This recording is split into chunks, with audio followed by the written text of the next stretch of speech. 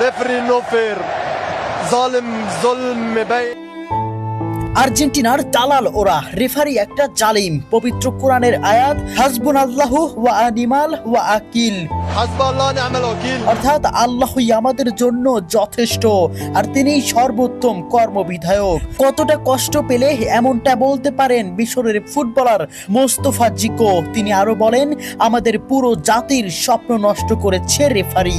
আর্জেন্টিনার দালাল ওরা, রেফারি একটা দেশের পুরো পরিশ্রমকে এক নিমিষেই নষ্ট করে দিলেন। ম্যাচের শুরু থেকেই তিনি আমাদের বিরুদ্ধে কাজ করেছেন।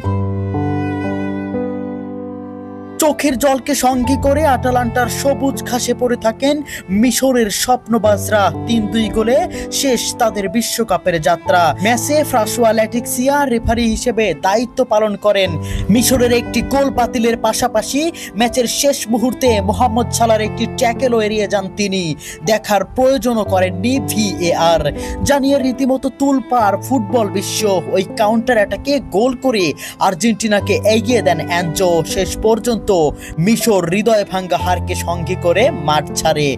ম্যাচ শেষে সংবাদ সম্মেলনে রেফারির কড়া সমালোচনা করেন হোসাম হাসান। তার দাবি মিশর ন্যায় বিচার পায়নি। একই অভিযোগ করেছেন মিশরের হয়ে গোল করা স্ট্রাইকার জিকো। মাঠেই সাক্ষাৎকার দিতে গিয়ে কান্নায় ভেঙে পড়ে রেফারির বিরুদ্ধে তীব্র ক্ষোভ প্রকাশ করেন এবং তাকে জালিম বলে আখ্যাও দেন।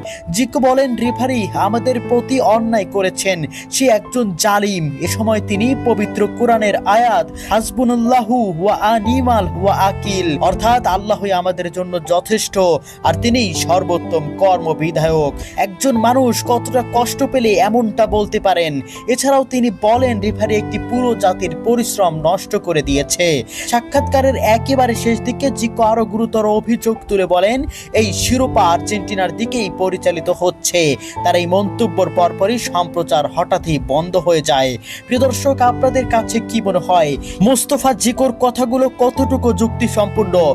কেন বন্ধ করে দেওয়া হলো সম্প্রচার? কমেন্ট বক্সে অবশ্যই আপনাদের মন্তব্য জানিয়ে যাবেন।